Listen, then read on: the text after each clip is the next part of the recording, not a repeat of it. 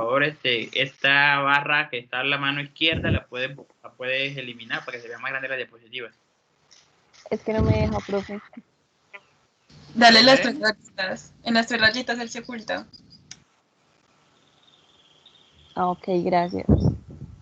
Listo. Buenos días. Hoy les vamos a hablar sobre la diabetes mellitus tipo 2. Los integrantes del grupo son Mario Danelio Barra, Ángeli Laguao y quien les habla, Valentina Jaime.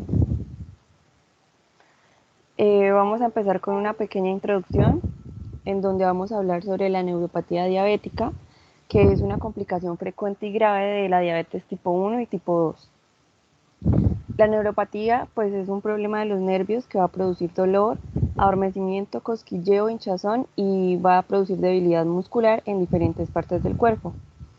En pacientes con diabetes mellitus tipo 2, la prevalencia de neuropatía diabética va a ser estimada entre un 20 a un 40% en diferentes poblaciones. La neuropatía diabética es una afección progresiva y debilitante con un gran impacto en la morbilidad, la mortalidad y la calidad de vida del paciente. Se dice que hay 5 tipos de síndromes neurológicos relacionados con la diabetes mellitus, que van a ser la polineuropatía simétrica distal, que es la más frecuente. También se denomina NPD y también puede ser conocida como polineuropatía simétrica distal, que sería NPS. También está la neuropatía autonómica, la neuropatía de fibras pequeñas, la polirradiculopatía y la mononeuropatía. También se dice que pues existen otros factores, aparte de la glucemia, de la cual se va a hablar más adelante, que juegan un rol importante en estas patologías. Ahora hablando sobre la glucemia como factor determinante de la DPN, tenemos que en los ensayos de control y complicaciones de la diabetes se realizaron diferentes pruebas a un grupo de personas con DPN. Asimismo, se realizaron ensayos, la DIC y la NeuroDIC, y pues esto fue en un aproximado entre 8 a 14 años, lo cual fue la duración de estas pruebas. Y como acabo de decir, se enfocaron más que todo en cuán determinante era la glucemia con la DPN. Ante todo esto se obtuvieron resultados en pacientes con diabetes mellitus tipo 2, en donde los pacientes tratados con terapia de insulina múltiple, a los cuales se les administraron 3 o más dosis diarias, lograron un mejor control glucémico que aquellos que tenían terapia convencional con insulina. Se observó que los resultados varían respecto a los pacientes con diabetes mellitus tipo 2 y no todos los estudios de resultados de diabetes mellitus tipo 2 causaron un impacto significativo del control glucémico, ya que también hay otros factores como el estrés oxidativo, las alteraciones del metabolismo en lípidos que vamos a hablar.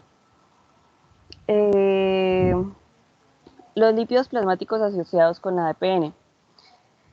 En el estudio europeo de complicaciones prospectivas de diabetes, la EuroDiab hizo también un estudio con pacientes con diabetes mellitus tipo 1 y nos dio niveles de colesterol total, colesterol LDL y TG que pues vieron que se asociaron significativamente con la DPN.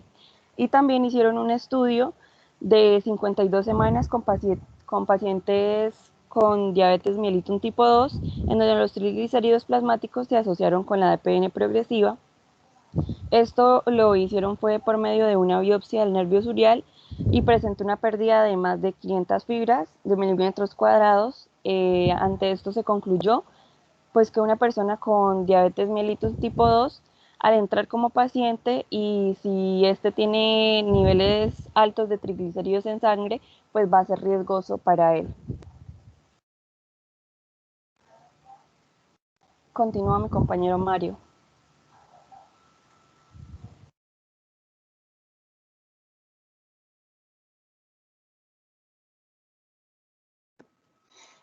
Buenos días. ¿Me escucha, profe? Sí, Mario, te escuchamos.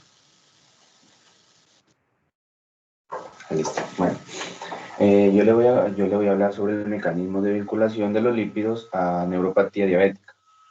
Entonces, en los nervios periféricos, digamos, se ven afectados la resistencia a la insulina, ¿no? Entonces, podemos encontrar que hay una captación de la glucosa en el sistema nervioso. Esa va a haber una gran parte que va a ser independiente a la insulina, como es decir, es una evidencia que eso va a señalizar la insulina a los nervios periféricos. Esa señalización de la insulina de esos nervios periféricos en las neuronas procede a una manera analógica en ciertas células. Entonces, va a haber, por decir, directamente cuando es una administración, va a ser en dosis insuficientes. Bueno, también podemos resaltar que es capaz de prevenir y revertir las características de la neuropatía diabética. Se hizo un estudio en ciertos animales como los ratones.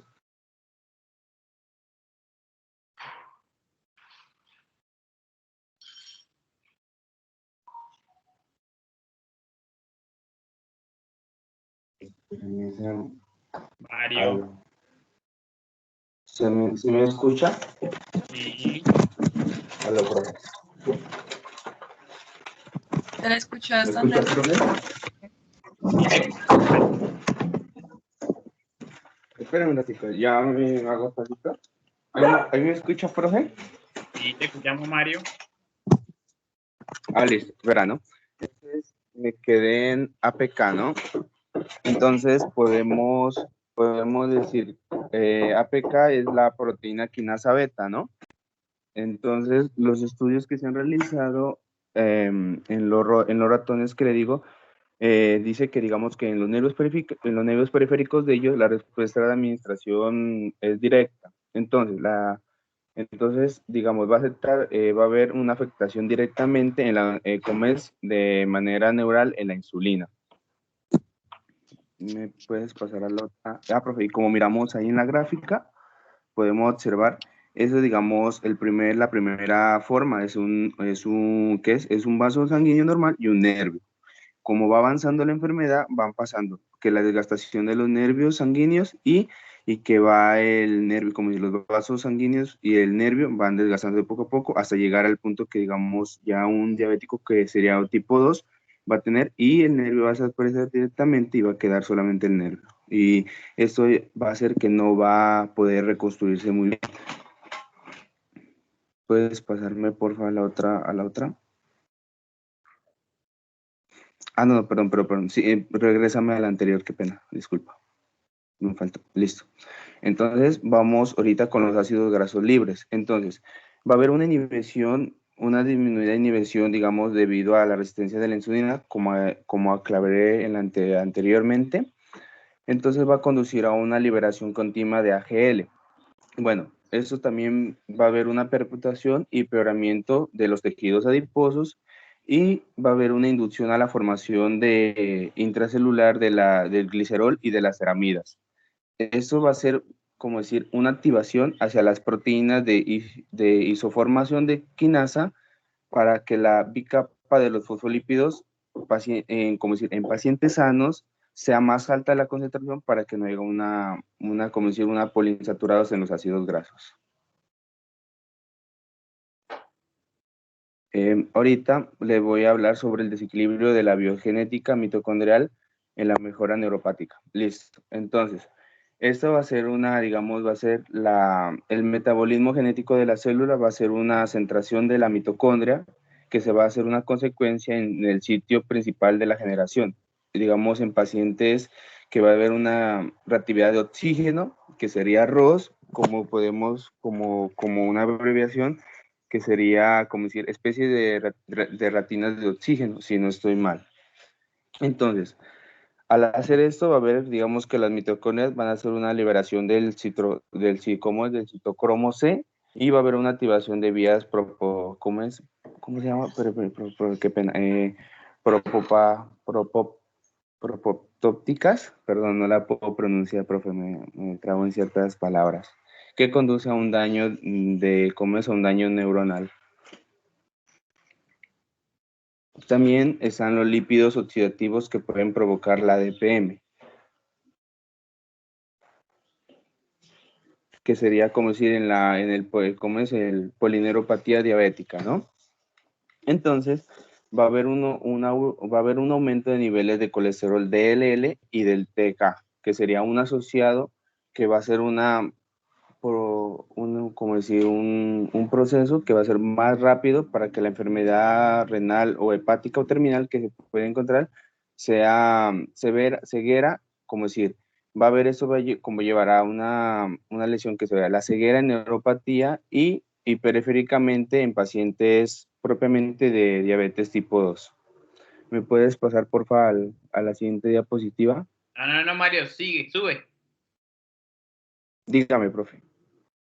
Hay de las imágenes más importantes, Mario, las dos de la derecha. ¿Cómo se activa el receptor del sustrato de insulina por medio de los ácidos grasos? Como si en la figura 1 en la izquierda, ¿cierto, profe? En la figura 1 a la derecha. La figura 1 a la derecha, la que está FFA, ¿cierto? FFA, ¿qué De es FFA? ceramidas y DAC, ¿cierto? ¿Cómo? ¿Qué es FFA FFA? son ácidos libres. FFA son ácidos libres. Ácidos grasos libres, sí. Eso, ácidos grasos libres. Entonces, ¿Qué ¿se la pasa cuando explico esa, tenemos profe? grasos libres? ¿Cómo? No la escucho. ¿Qué pasa cuando tenemos ácidos grasos libres en nuestro torrente sanguíneo? O sea, ¿qué pasa con eso y por qué aumenta la progresión de la polineuropatía diabética? Pues si no estoy mal, profe, digamos, esos ácidos libres van a estar libres en el citoplasma. Entonces, al hacer eso, va a hacer que los ácidos libres grasos, al tener una alta suministración de estos niveles altos de ácidos grasos, van a activar informar las proteínas quinasas, teta y alfa, y la serina, que también va a incluir a la creatinina y las quinasas. Al igual, digamos, en esa parte va a ser que, digamos, el glicerol va a fosforilizar la ISR, que sería, perdón, profe, es que no me las hice, ISR, que sería el sustrato glicerol receptor de la insulina. Eso es lo que va a provocar y en este va a disminuir la capacidad de señalización y como inconveniente nos va a crear una separación de los nervios que se ven a ver afectados defectuosos y va a dar una progresión a la DPM. Sí, bueno, está más o menos explicado. Entonces, ¿qué efecto produce la proteína quinasa C en sus isoformas en esta cascada, Mario? ¿Qué hace Que la va a proteína hacer que, quinasa C? como profe, no le escucho, ¿me puede repetir la pregunta? ¿Qué realiza la proteína quinasa C en esta cascada que está desencadenada por los ácidos grasos libres? Pues yo de lo que leí, como la entendí, profe, pues yo tengo entendido que desencadena el mecanismo que digamos de los neurotóxicos. No, ahí mismo en la misma imagen, Mario, si tú lo estabas diciendo, o sea, están los ácidos grasos libres. Esos ácidos grasos libres hacen que se aumente la producción de ceramidas y de acilglicerol, que es KG. Esos aumentos de las ceramidas más de acilglicerol van a activar la proteína quinasa C en sus dos isoformas. Al Va activar a la haber una proteína quinasa C en sus dos isoformas, ¿qué pasa después? va a haber una fosforilación, profe. Va a haber una fosforilación que es la P que está encerrada en el dibujito. Entonces, ellos van a fosforilar al grupo de la serina y la tretionina en el IRS. ¿Qué es el IRS? Es el receptor de sustrato de insulina. Ajá, Y sí, el va a sustrato glicerol de insulina, ajá. nos va a desencadenar un aumento de la señalización de insulina, que aumentar la señalización de insulina va a haber menos cantidad de insulina y nos va a aumentar la hiperglicemia y nos va a llevar a mayor polineuropatía diabética. Eso, sí, profe, eso, muchas gracias. Sino que ¿Qué hace con los ácidos grasos libres en la imagen, en la inferior, en la derecha, inferior derecho? en la del abdomen de composición, En la composición de la membrana. Profe, va a ser que, digamos, se van a encerrar y va a haber, esas, digamos, van a ser más rígidas y no van a dejar que pare. Entonces va a haber una acumulación en el torrente sanguíneo que va a hacer que la glucosa vaya acumulándose poco a poco. ¿Y eso se va a traducir en qué? En que se va a Eso se va a aumentar producir. mayor polineuropatía diabética. ¿Por qué? Porque esos efectos que tú estás diciendo, que hay una alteración de la membrana, nos va a llevar a lo que dice ahí, una flexibilidad de la membrana, una conducción eléctrica disminuida, la flexibilidad de la membrana va a estar disminuida y la traducción de señal va a estar disminuida, lo cual no permite ni la regeneración celular ni permite que haya una adecuada conducción, aumentando la polineuropatía diabética. Listo, profe. Listo. Continúa, Mario. Listo. Entonces vamos a hablar sobre ¿cómo es? Sobre las terapias.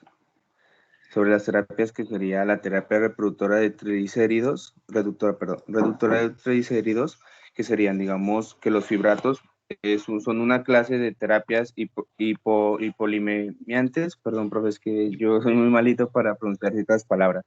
Bueno, entonces esto va a ser una demostrada para reducir los TGA y aumenta el CHDL en pacientes con diabetes tipo 2. Entonces hay diferentes, digamos, se hicieron diferentes estudios de mecanismos que va a haber en personas obesas. Entonces digamos, es como que descubrieron, no sé si descubrieron que la fenofibrato activa, digamos, notablemente la vía de la PPAR. Entonces va a ser como decir, va a ser, cómo se lo explico? Como hacer que el nervio ciato va a ser, que va a haber afectado en la parte, espérame, profe, no, esa parte, me confundí, profe. Bueno, el tal es que va a haber, digamos que va a vencer, anteriormente va a ser mencionado el ciato, ¿no? En el tiempo que mejora el lumbal. Entonces lo que va a hacer, eso es lo que se hizo más o menos en estudios en ciertos animales para progresar, para ver que digamos va a ser la reducción de triglicéridos, ¿no? Entonces, digamos, cuando hay pacientes como es de M2, digamos, los niveles plasmáticos de los ácidos va a ser de 3 omegas, correlaciona negativamente a la resistencia de la insulina, como lo dije anterior en el primer párrafo. Experimenta, digamos, va a haber una mayor producción de omega 3 en modelos como lo dije en los ratones obesos, como que se hubo que es ese examen. Entonces, esta resistencia va a hacer que la dieta de obesidad va a ser inducida en diabetes.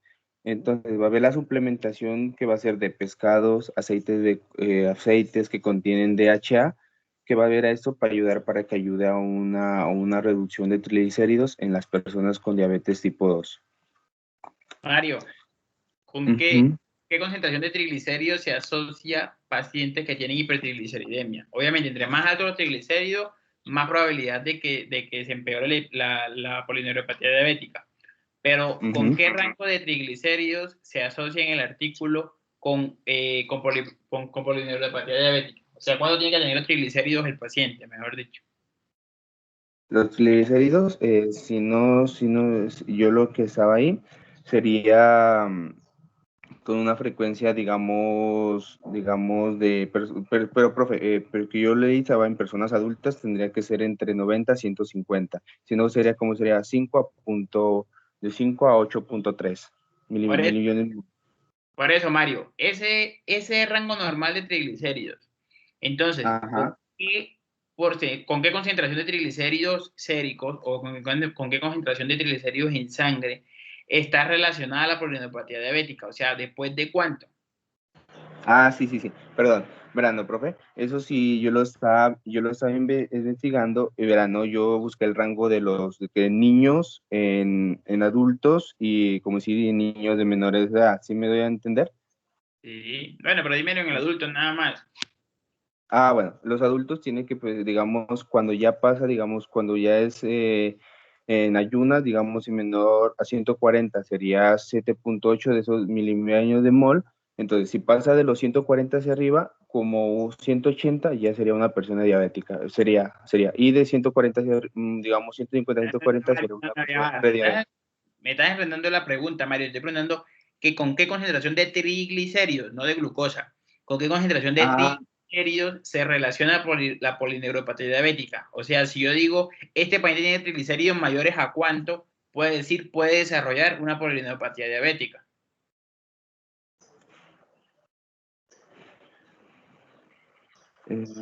profe, sería, Pero si tú lo dijiste ahorita, ¿cuál es el rango normal de triglicéridos? Lo acabas de está decir. de 90 a 140, profe. A 150, lo acabas de decir, Mario.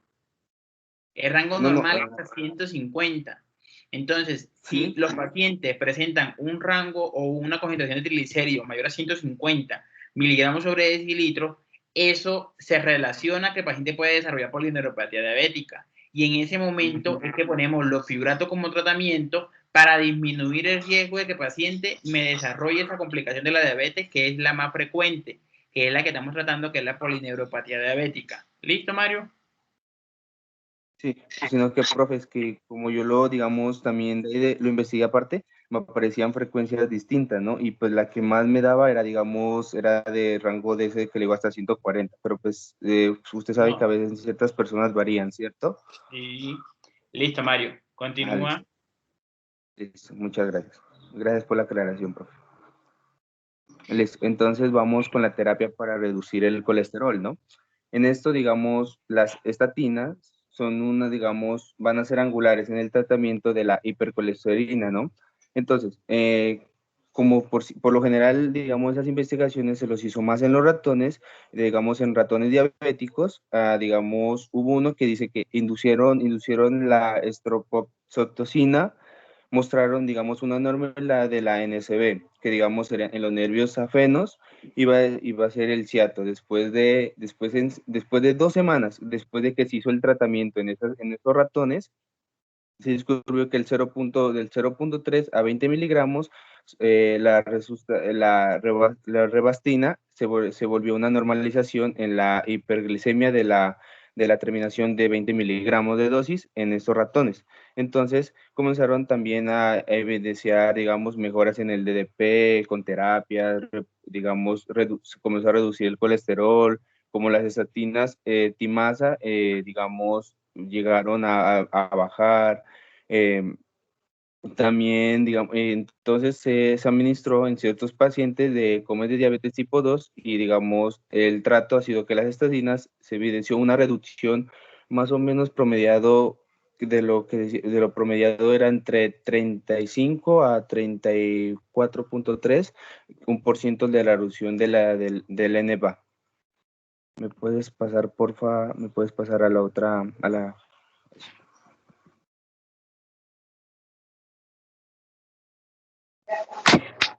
Bueno, buenos días.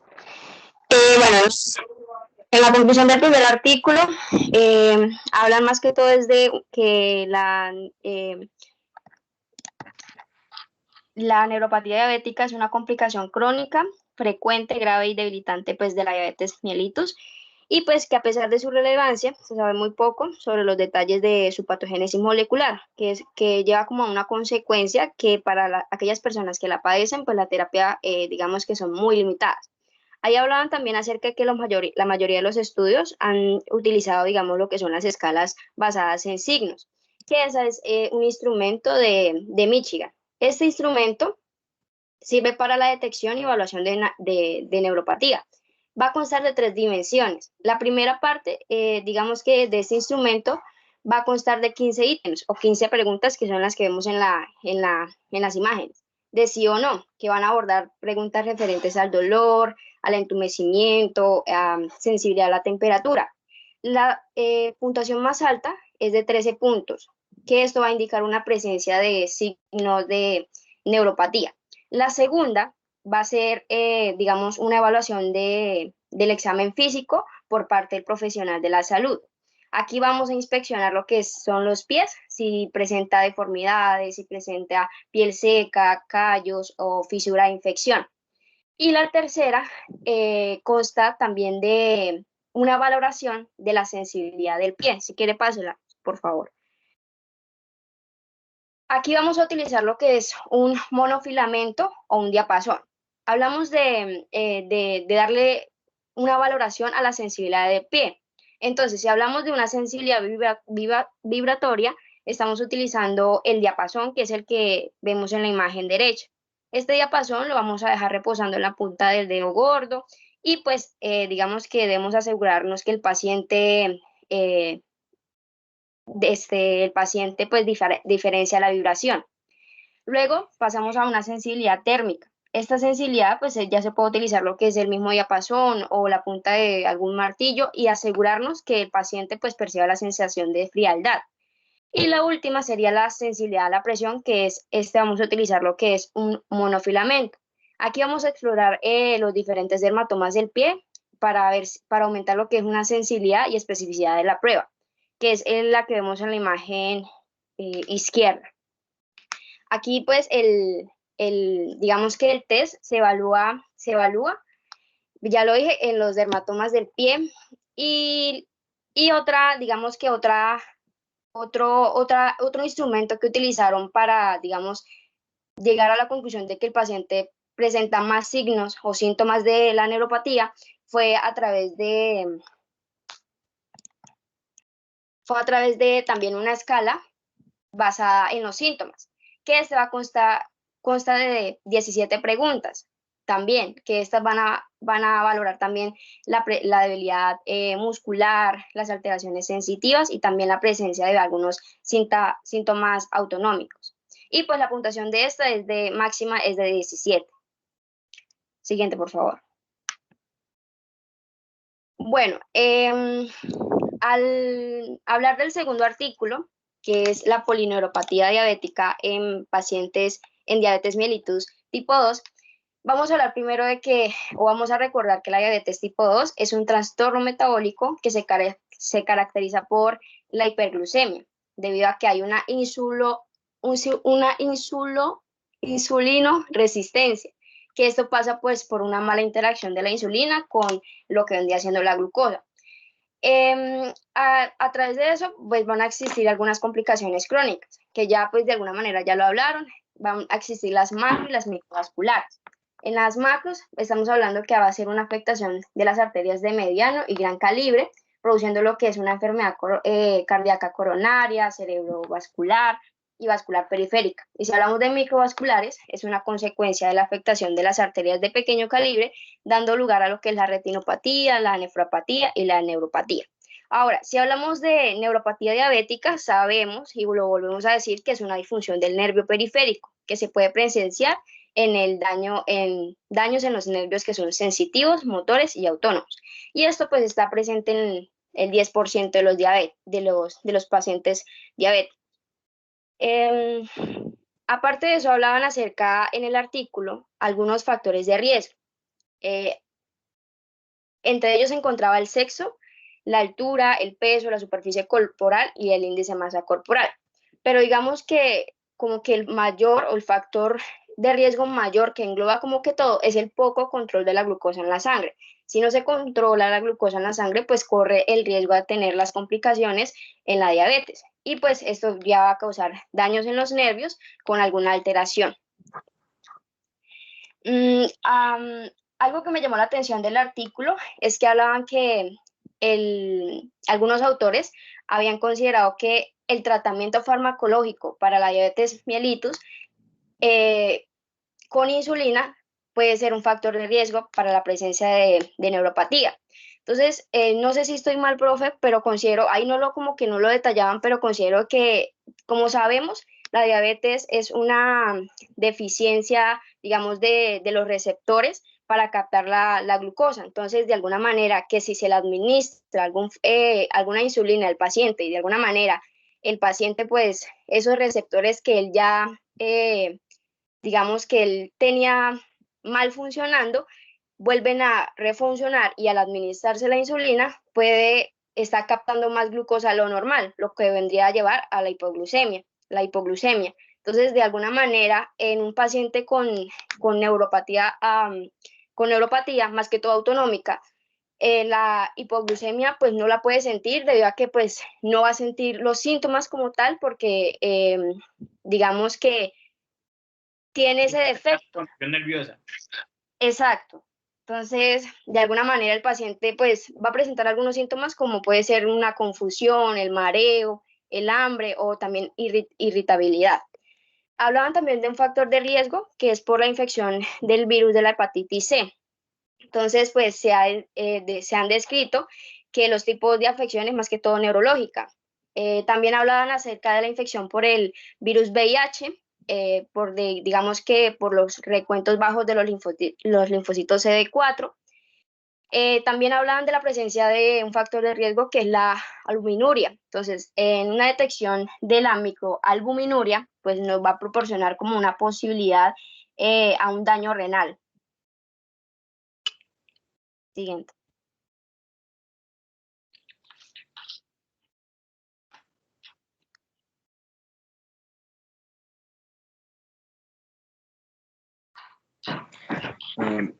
Profe, ¿sí me escucha? Mario, te escuchamos. Alice, entonces vamos a seguir con, como decir, con la polineuropatía diabética en diabetes mellitus tipo 2, como sería que estas son las tres más encontradas, como decir, la estrés oxidativa, la inflamación y la función mitocondrial. Entonces, yo, como decir, le iba a pasar y me puedes pasar por la otra diapositiva para correlacionar esa imagen que va incluida las tres, profe.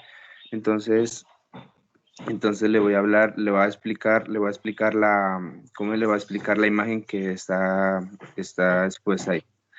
Profe, entonces, bueno, en esta gráfica, pues, mire que podemos encontrar que al lado izquierdo, como el ROS, que dijimos que es las especies relativas de oxígeno, van a ser altas en el factor nuclear de la proteína AP1. Y esto va a hacer que la proteína van a activar los neurotrógenos de AMPK y como el factor de nuclear de KPE. Entonces esto va a hacer que facilite la reproducción de citocinas y va a haber inflamaciones como el factor de neurocrisis y va a haber esto va a llevar a un proceso de inflamación. Ven acá, Mario, ven acá. ¿Factor de qué? ¿Aló, profe? Sí. ¿Cómo se llama el factor que me estabas diciendo ahorita? El NF, el NF, el ¿cómo se factor llama? nuclear KP, ¿no? No. Sí, KP, no, como si las siglas. ¿Qué es NF? NF, profe. TNF, ¿qué es? TNF, no la miro, profe. Ahí donde estás hablando, en la primera de izquierda, después de que se produce el factor nuclear de capa beta y el activador de proteína 1, eso nos lleva a producir adiponectina e interleuquina 18. Y del otro lado dice TNF, interleuquina 1, interleuquina 6 y CRP. Ay, sí, profe, no, esa sí no. ¿Factor de necrosis tumoral? Exactamente, Valentina. Es factor de necrosis tumoral, Mario. Listo, profe, la tengo en cuenta, sino que ella se me pasó por alto. Ay, profe, es que se me pasaron por alto más de una que otra sigla. Sí, Mario. ¿Puedo continuar, profe? Sí, continúa. Muchas gracias. Bueno, entonces esto va a ser como si al hacer eso va a facilitar una producción de citocinas. Entonces va a haber el factor de neurocrisis que va a llevar a un proceso de inflamación que llevará a la reproducción del ROS, que dijimos que el ROS es una especie de retina de oxígeno, ¿no? Entonces, para esto va a haber diferentes fisiologías normales, que podría ser que tendría unos niveles altos de sobreproducción de cascada para la producción de la sobreproducción de ROS. Entonces, va a llegar hasta, digamos, una mitad y, digamos, como decir, ahí como lo podemos ver, podemos ver un instrumento de reproducción. Entonces, esto va a ser diferentes vías que se van a aumentar en la producción y va a pasar a los años. Con los años van a generar estrés oxidativo que conllevará la sobrereproducción de ROS. También podemos decir que la apoptina digamos, son sustancias inflamatorias, sí, no estoy mal, sí, son sustancias inflamatorias que se van a dar en el tejido graso y va a regular los metabolismos energéticos. Entonces, esta regulación de oxígeno de ácidos grasos va a disminuir directamente los triglicéridos y va a haber afectado sobre la glucosa. Y esto va a aumentar el metabolismo en la sensibilidad de la insulina. Esto sería el defecto de la adiponectina, perdón, profe, de la adiponectina, ¿no? Entonces, va a llegar y va a entrar el estrés oxidativo, que este estrés oxidativo va a ser generado por el ROS por el ROS, según aquí en el artículo, dependiendo de la mayor edad del paciente, que esté generado, digamos, como vaya avanzando la enfermedad, ¿no? Y digamos, en la fusión mitocondrial va a haber una baja actividad del complejo. Entonces va a haber una afectación de la hiperpolarización en la potencial de la membrana de la mitocondria y va a hacer que esto va a ser una despolarización y con lo mismo va a reproducir o aumentar la proporción de ADP y ATP, lo cual se relaciona también con la disminución que va a generar el ATP, que es causado por los radicales libres de los ROS, que serían, como le acabo de decir, de los espacios de reactivos de oxígeno.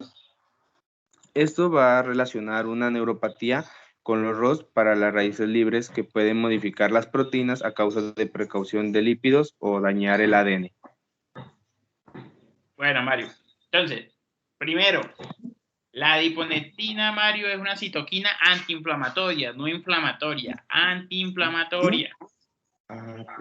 Esta es una hormona secretada por los adipocitos que regula el metabolismo energético. ¿Cómo lo regula? Disminuyendo los niveles de triglicéridos y aumentando el metabolismo de la glucosa. Esa es la regulación normal que hace la adiponectina. Entonces no era como lo dijiste, que era inflamatoria. ¿Listo, Mario? Entonces, Mario, entonces era anti, no inflamatoria, entonces. No, es antiinflamatoria. Entonces, Listo, Mario, profe. te pregunto, en un paciente que tiene una hiperglicemia sostenida, que termina siendo crónica, ¿qué pasa en la vía del sorbitol, en la vía del poliol? ¿Cómo hace eso a que se afecten los nervios? Porque si no se mal va a haber una acumulación de, como le acabé de decir eso, entonces eso va a haber afectado. Entonces, como va aumentando la enfermedad, va disminuyendo, digamos, los torrentes sanguíneos van haciendo eso, va a llegar al punto que se va a estancar y va a haber mucha acumulación y va a desgastar. Entonces va a hacer que, digamos, los nervios periféricos no van a tener la misma recuperación como en un paciente prediabético. Entonces, ¿qué va a hacer? Va a ser, poco a poco va a haber desgastación y la restauración normalmente que un paciente tiene no se va a ver afectada y no va a poder regresar a su estado normal. Sí, Mario, pero esa no restauración, que su nombre es que hay una disminución de la regeneración nerviosa, tiene una explicación de por qué se produce. O sea, por qué se produce en la vía de poliol una disminución de la regeneración nerviosa, que era lo que tú estabas diciendo de que no se vuelve a su estado normal. ¿Por qué se produce, Mario? Las compañeras de Mario. Es porque la aldosa se convierte en sorbitol y pues de alguna manera esto se acumulan en las fibras nerviosas. Ajá. Y reduce los niveles de lo que es el mionicitol, que ayuda a que, digamos, que las células elaboren unas membranas y responda a los mensajes que le llegan al ambiente. ¿Y qué produce el sorbitol en la célula nerviosa, Angeli?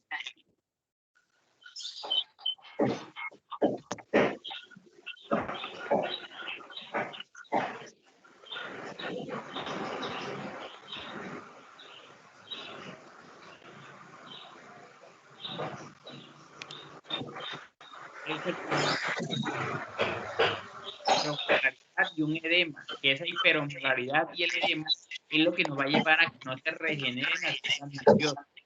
Entonces, la vía de poliol, se tiene una hiperglicemia sostenida. Esa hiperglicemia sostenida hace de que la glucosa entre al axón y a las células de Schwann que por medio de la aldosa reductasa se va a convertir en sorbitol y ese sorbitol nos va a producir una hiperosmolaridad y un edema tanto en las células de Schwann como en el axón, y ese edema y esa hiperosmolaridad no nos va a permitir la regeneración nerviosa, lo cual nos va a producir lo que decía Mario. Pero entonces, esa regeneración nerviosa está dada principalmente ¿por quién? Por el sorbitol.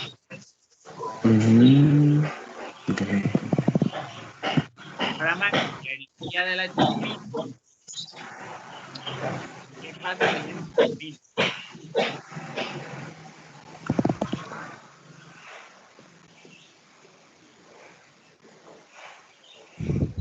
Bueno, continuando, ahora vamos a hablar sobre el diagnóstico.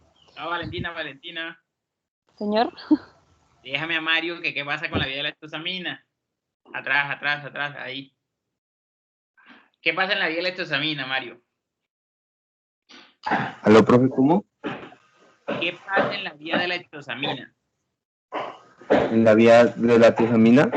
De la ectosamina. No, la verdad no, ahí sí me corchó, profe, qué pena. Bueno, Mario, entonces, hay una hiperglicemia sostenida. Esa hiperglicemia sostenida es lo que dice arriba, que es una hiperglicemia crónica. Esta hiperglicemia crónica va a hacer de que la fructosa 6-fosfato desvíe de la gluconeogénesis el producto de la glucosamina 6-fosfato, convirtiéndose la glucosamina 6-fosfato en difosfo de urina acetilglucosamina, que es un sustrato que se tiene para formar proteoglicanos y para formar glicoproteínas. Este también inhibe el óxido nítrico sintasa, que es lo que nos va a inducir a que se produzcan más factores beta y nos lleve también al crecimiento, a los factores de necrosis tumoral. Eso nos va a llevar a una pérdida del nervio. Y a perder, o sea, a tener daño en el nervio, lo que nos va a llevar es a aumentar mucho más ROS, y a aumentar mucho más ROS hace de que se aumente la polineuropatía diabética. Esa es en la vía de la ectosamina. En la vía de la glucólisis, porque primero no se sabe la vía, entonces en la vía de la glucólisis lo que hace es lo siguiente: si aumenta el ROS, que miren que es la última, bueno, yo no tengo el control, pero si me hace favor la compañera que Valentina me señala acá donde dice ROS, ese ROS se va a aumentar, y al aumentar lo que me va a hacer es a inhibir la glucólisis, y al inhibir la glucólisis está haciendo un ¿qué? Un feedback negativo, es decir, entre más ROS hay menos glucólisis, y a la vez en glucólisis es negativo.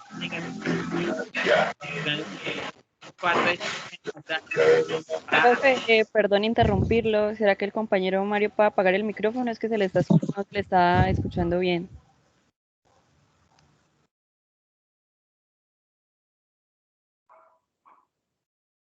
Listo, Valentina, gracias.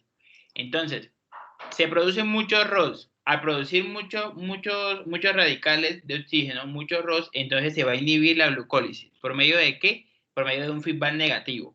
Esa inhibición de la glucólisis hace de que se inhiba la glucosa 6-fosfato deshidrogenasa. Y esa inhibición de la glucosa 6-fosfato deshidrogenasa lo que nos va a producir es mucho más radicales libres. Entonces se está aumentando los radicales libres para seguir produciendo mucho más ROS, y al tener mucho más ROS, o sea, de forma cíclica, van a aumentar más los radicales libres, y nos va a llevar a ¿qué? A una degeneración nerviosa que nos va a permitir a la neuropatía diabética. Y por último, la vía de la proteinquinasa C. En esta vía de la proteinquinasa C, lo que se hace es que hay una mayor oferta de NADH, que esto nos va a llevar a que el metabolismo glucídico se forme diacilglicerol. Ese diacilglicerol nos va a activar a la proteína quinasa C, que la proteína quinasa C nos va a terminar induciendo mediadores. ¿Cuáles son los mediadores que produce la proteína quinasa C? Son el factor de crecimiento beta 1 y el factor de necrosis, el factor nuclear kappa beta. Que este factor de crecimiento beta 1 y el factor nuclear kappa beta nos va a llevar a que se estimule mucho más la inflamación y la fibrosis, que es propia de la neuropatía diabética. Entonces, esas 4 vías las tienen que tener claras para el parcial, y la deben tener claras de aquí en adelante. ¿Por qué? Porque así, por medio de esos 4, es que se dan las enfermedades microvasculares y terminan afectando también, nos da la retinopatía diabética, también nos da la neuropatía diabética y también afecta la nefropatía diabética, que era lo que nos mostraba la compañera en la primera diapositiva.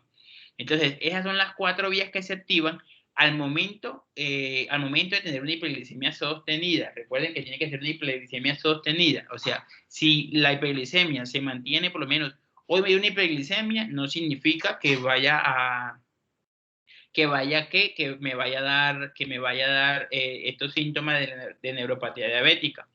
Entonces, entre mayor tenga la glicemia sostenida, es decir, entre más alta tenga usted la melanina glicosilada, porque ¿con qué medimos la hiperglicemia sostenida? Entonces, la hiperglicemia de los últimos 3 meses se mide con la melanina glicosilada. Entonces, entre más alto tenga yo la melanina glicosilada, es un factor de riesgo para aumentar la probabilidad de que yo tenga neuropatía diabética.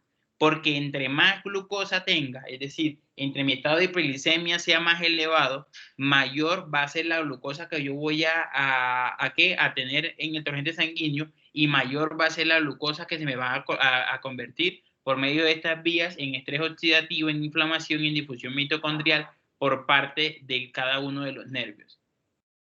¿Alguna pregunta?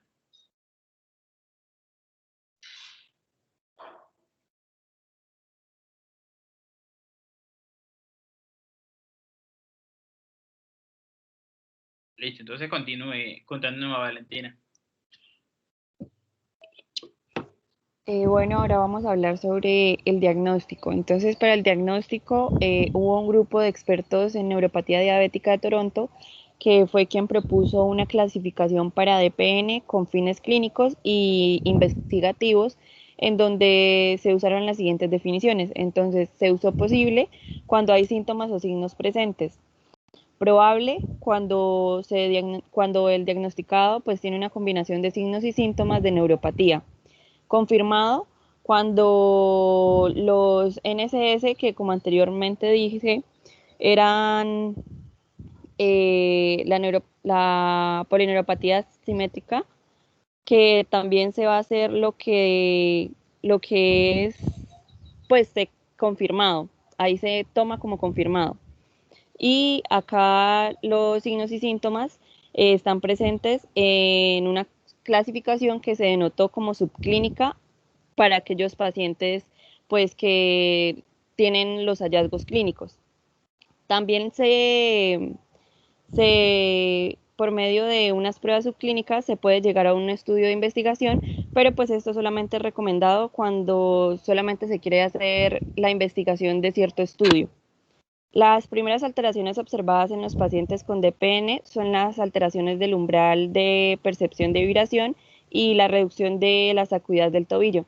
La Asociación Estadounidense de Diabetes también recomendó 5 exámenes que son para la detección de DPN y pues estos se basaron en signos clínicos como lo son el reflejo del tobillo, la sensación de pinchazo, sensación de temperatura, umbrales de percepción de vibración y sensaciones de presión.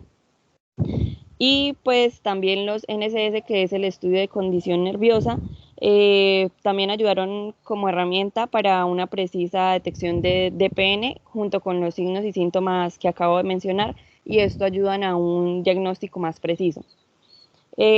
Otra herramienta que también se utilizó para la detección de DPN fue una que fue validada en el 2002, conocida como Toronto Clinical TCSS, y pues esta lo que hace es que evalúa la presencia de DPN sintomática por medio de lo que son puntuaciones de pruebas de síntomas, reflejos y sensoriales, que fue lo que la compañera nos habló pues en el artículo pasado al finalizar. Hablando sobre un tratamiento, la base del tratamiento de la DPN y otras complicaciones microvasculares de la neuropatía diabética, pues el control glucémico, debido a los mecanismos básicos que explicamos anteriormente, en donde el exceso de glucosa pues va a ser el responsable del daño nervioso y la falta de regeneración. Y pues una vez que el exceso que la glucosa vuelva a ser normal, sus niveles vuelvan a ser normales, pues se va a poder detener la difusión nerviosa y se va a poder mejorar lo que son las fibras nerviosas. También está la metmorfina, que pues va a ser un tratamiento de primera línea para casi cualquier tipo de diabetes mellitus, pero también pues va a ser esencial para la diabetes mellitus tipo 2. Y también están las estatinas, que tienen un efecto beneficioso sobre la incidencia de la neuropatía. Siguiendo sobre los tratamientos, va a continuar mi compañera Angeli. Bueno, luego estamos hablando también de lo que vendría siendo la ubiquinona Q10, que esta va a contribuir a la síntesis de el trisfosfato de adenosina en la cadena de transporte de electrones mitocondrial. Hablaban también de los flavonoides. Los flavonoides, sus efectos es mejorar el control glucémico, el perfil de los lípidos y también la sensibilidad a la insulina. Y también, además, va, digamos, pues, a regular lo que es el metabolismo adiposo. Y pues también este va a disminuir los radicales libres, que ya lo hemos hablado, que es los ROS y las RNS, y también controla lo que es el nivel de la glucosa. Hablaban también acerca del ácido alfa-lipoico, que se actúa como un cofactor de los principales complejos de las enzimas mitocondriales. ¿Por qué? Porque este contiene dos grupos tiol que son susceptibles ya sea a oxidarse o a reducirse. Entonces, de esta manera va a disminuir los posibles radicales libres. Y debido a su bajo peso molecular, va a atravesar lo que es la barrera hematoencefálica y regenerar otros antioxidantes como es la vitamina C, la vitamina E y el glutatión. Y también hablaban de los inhibidores de la aldosa reductasa. Esta es la enzima capaz de catalizar lo que es el sorbitol, que pues era la responsable de la formación de la fructosa a partir de la glucosa, que ya como lo dijo el profesor, era el responsable del edema. Y por último, hablaban del L-acetilcarnitina, que este es un derivado del aminoácido carnitina que promueve a la regeneración de los nervios periféricos en la ADPN, en estudios experimentales. Siguiente, por favor. Y en conclusión, pues hablaban que todavía no hay mucha investigación para hacer comprender lo que es las vías complejas que hablábamos, que era la del poliol, la de la exosamina, y todas esas, entonces como que no hay un estudio más a fondo. Entonces, y de alguna manera tampoco hay como que unos enfoques tan terapéuticos para reducir lo que es el estrés inflamatorio, el oxidativo, la disfunción mitocondrial, como parte pues del tratamiento etiológico de la neuropatía. Y pues el principal problema de la población diabética es la falta de control glucémico prolongado y pues especialmente en los primeros años tras el diagnóstico de la diabetes tipo 2. Gracias. Angelina pregunta, ¿cuál crees tú que es el tratamiento? O sea, ¿qué buscamos nosotros con el tratamiento para prevenir la polineuropatía diabética? ¿Qué es lo principal que debemos combatir? La hiperglucemia. La hiperglicemia, exactamente.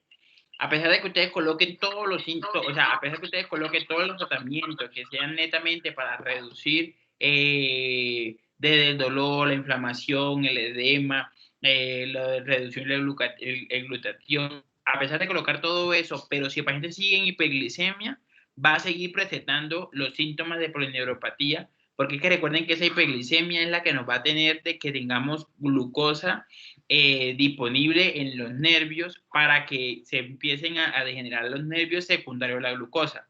Entonces, si yo le controlo el azúcar al paciente, si yo le controlo los niveles de glucosa al paciente y ellos entran en metas durante una forma sostenida, porque así como también para que se produzcan los síntomas tiene que ser una hiperglicemia sostenida, para que se disminuyan los síntomas el paciente tiene que estar euglicémico sostenido, es decir, con una glucosa adecuada sostenida, de forma de que se vaya disminuyendo la inflamación y se vaya disminuyendo la oxidación que se produce en cada uno de los nervios, desde el estrés oxidativo principalmente. Entonces, cuando ya el paciente entra en un nivel de glucosa adecuado, estos síntomas se me van a empezar a disminuir.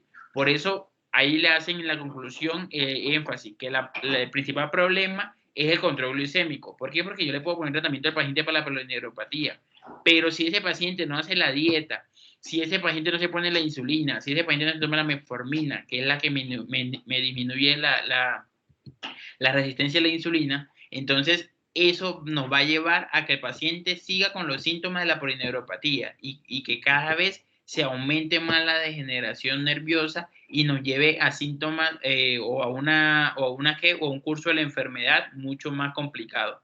Entonces siempre ténganlo presente para su profesión, que lo principal que debemos de tratar en los pacientes con la polineuropatía diabética es los niveles de glucosa. ¿Para qué? Para que esos niveles de glucosa, cuando estén normales, se disminuye la cantidad de glucosa que tiene disponible en sangre y eso hace de que se le disminuya los cambios o degenerativos que se producen en los nervios. ¿Listo? ¿Alguna pregunta hasta acá?